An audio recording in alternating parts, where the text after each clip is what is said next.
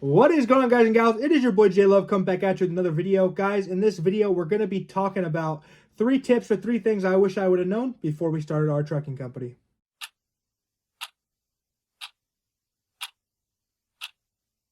Guys and gals, thank you so much for being a part of this video and being a part of this channel. My name is Jason Love. I'm co-owner of Flash Love Logistics LLC out of Joplin, Missouri. We are a full-size semi-trucking company as well as hotshot trucking. We have 6 trucks on the road, 2 full-size semi-trucks, and 4 full-size CDL hotshots leased on.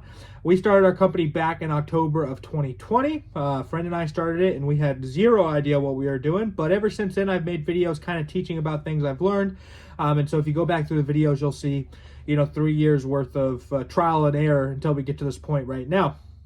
Now back to this video, guys, but before we do that, I want to let you all know about the dispatcher training course that I've made. I used to do a lot of dispatching, private dispatching for companies, and obviously I've dispatched for our company since we started.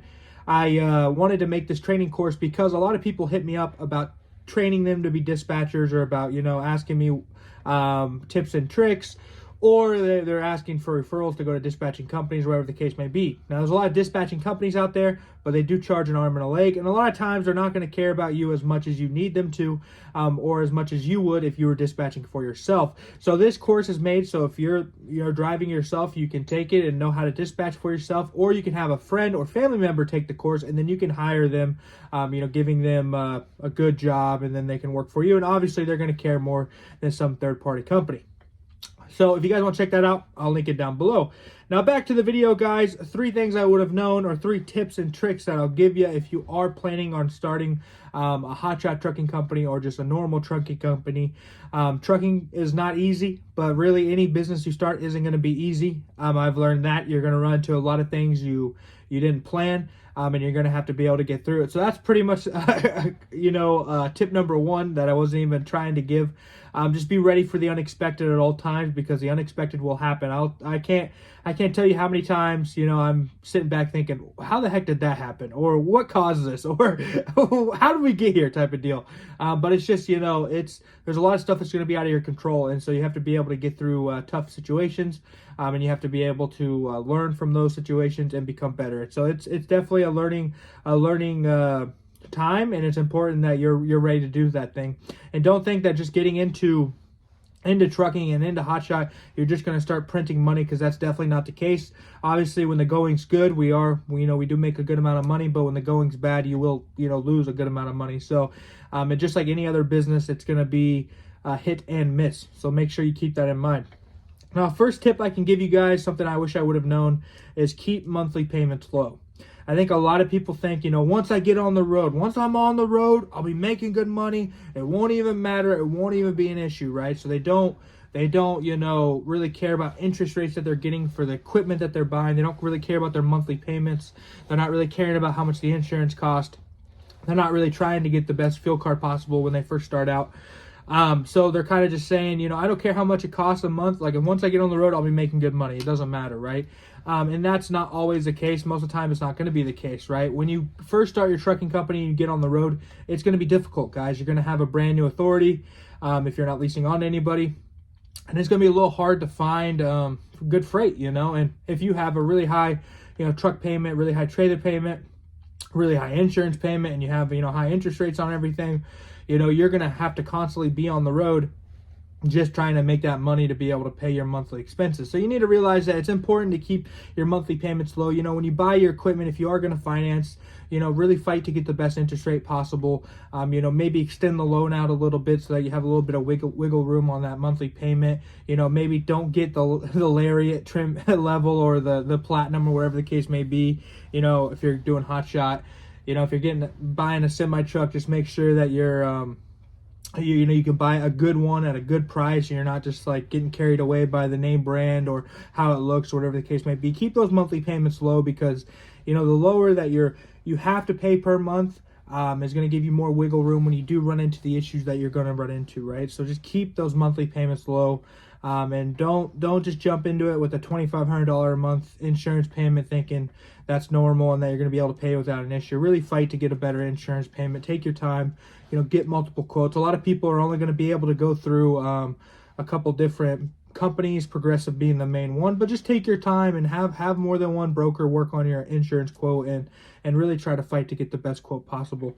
The second tip I can give you is plan your maintenance and your shop usage. Now, obviously, our preventative maintenance, our PM, is usually really easy to plan, but really what I mean by this is in your area, find a good diesel mechanic shop to use, whether you're doing semi-truck or hot shot. You know, hot shot, a lot of times if you're buying newer equipment, you're going to have factory warranty left, so you're probably going to be doing a lot of your maintenance at your local dealer for that. But if you are doing semi-truck, it's really important that you find a good shop. When I first started, when we first got our semi-trucks, we've had our semi-trucks for about a year and a half. I'd already known a good amount about trucking in general, but, you know, having actually physically owning our own trucks made it a lot different. And one thing I realized, well, we were going to be spending a lot of money in maintenance, you know, little things, you know, there's not really much maintenance you can do on your truck that's not going to cost you $500, right? Especially if you're just going to, like, you know, a TA service center or some other shop that's going to, like, or you're going to the dealership for your semi truck, which, you know, if it's a new semi truck and you have warranty, that's cool. But you know, if it's not, I would not go there. I mean, we have International Pro Stars, Rush Truck Centers, in my opinion, is one of the worst places to go, and they just charge you an arm and a leg. So finding, you know, either a mobile mechanic in your area that you trust and does good work for a good price, which is kind of what we do. We're finding a local shop, you know, that you can build a relationship with those guys, and they could be your go-to when it comes to doing your bigger maintenance projects or your oil changes. I mean, for our semis, you know, we do our oil changes here. I go down to the local bumper to bumper, buy the oil, buy the filter, I bring it to our shop right here, and then the mobile mechanic does our oil change for us, and I'm paying about $250 per oil change, when if I went to an actual shop, it'd be closer to $550, right? So really cutting your costs there and planning that out, like, hey, when I need to do the maintenance, I know that needs to get done. If I can't do it, I have the shop here in my town. I have the mechanic I need. I can order the parts myself. That's another big thing too. You know, if you go to a lot of these shops, they're going to be quoting parts to you, and they're going to be buying those parts directly from the dealerships probably and adding 10% on the top. And it's gonna be very, very expensive. I can't tell you how many countless times they've quoted me on a part, and then I've gone online, found the exact same part, a lot of times OEM, for half the price, right? And that just takes a little bit of work from my end. So really setting that up with your maintenance, you know, and going the extra mile on that end is going to save you a lot of money. And it's something I should have planned out better when we first started, because we spent a lot of money. We spent a lot of money just, you know, going to these random shops and going to dealerships and stuff like that. But let me send this email real quick. Email break. Okay, third tip I can give you is build relationships, guys. This is really important. What I mean by this is build relationships with brokers or shippers around your area. Now, a lot of times when you're first starting, and this is how it's going to be, you're going to be pulling a lot of loads off the load board. But when you're a brand new authority, brand new entity, you're not going to have a lot of brokers to use, right? A lot of brokers are going to have rules about authority age, and you're going to fall well below what their rules may be. But your goal is to, every time you do get set up with a broker, you need to build a relationship with them. You need to ask them, hey, what kind of loads do you guys usually haul? Is this a load that you guys have a lot? Do you guys do anything around my area where I live, if you're not around that area right then? Or, you know, really build that relationship, so you know, okay, if I'm ever in Cincinnati, Ohio again, I know if I can't find anything, I can call this person and they might have this load, right?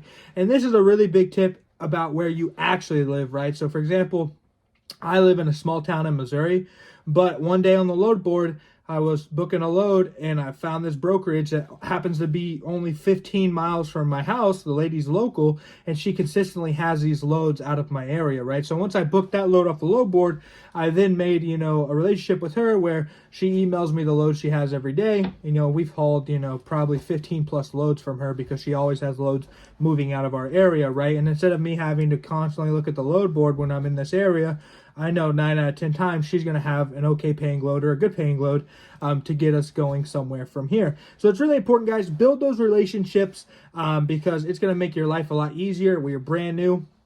Getting off the load board as soon as possible is a good step, right? Which, I mean, obviously we still use the load board a lot, but we also have a lot of relationships we've built. So when we're throwing our drivers into different areas, we have some people that we can call before having to get on the load board and going hard there.